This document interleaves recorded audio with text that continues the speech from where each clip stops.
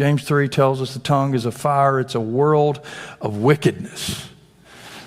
Now you can think back in your life of times when someone had a sharp tongue and the way in which that might have damaged you or caused you to even in this moment just be apprehensive, right?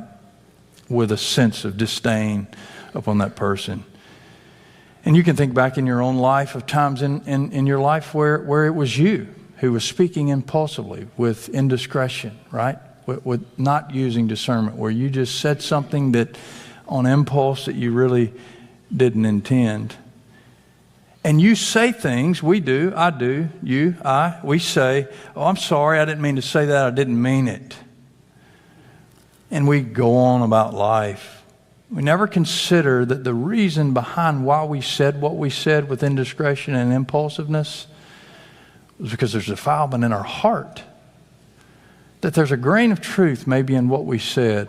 Maybe not in how we said it, but even in our thought and our motive behind why we said it. That impulsive nature, which is, I think, often rearing its head in our own lives and in the world in which we live, is a proof of the defilement of our own heart.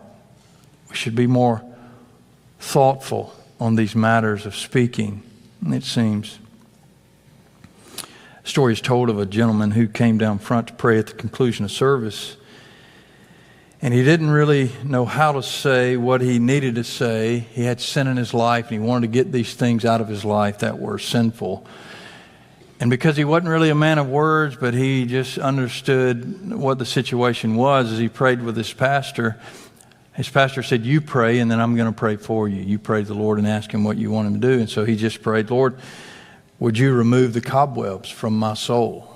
Would you remove the cobwebs from my soul? That's probably a pretty good prayer. Sounds pretty decent to me, in understanding of what sin often does. But the preacher, being a wise pastor that he was, prayed, his prayer was very simple. Lord, kill the spider. Lord, kill the spider. There's a sense in which each of us, if we're not careful, will deal with all the external ramifications of sin. We'll control our speech, right? We'll pay attention to what we're saying. We'll think it in our hearts, but we won't say it, right? And I would argue that that's a better path to take than saying it, right? To refrain from saying it. We're taught biblically to do that. But what we're at today and what Jesus is after in the context of this narrative is the heart. Like, why would you even have a desire to respond in that way to begin with as a child of God?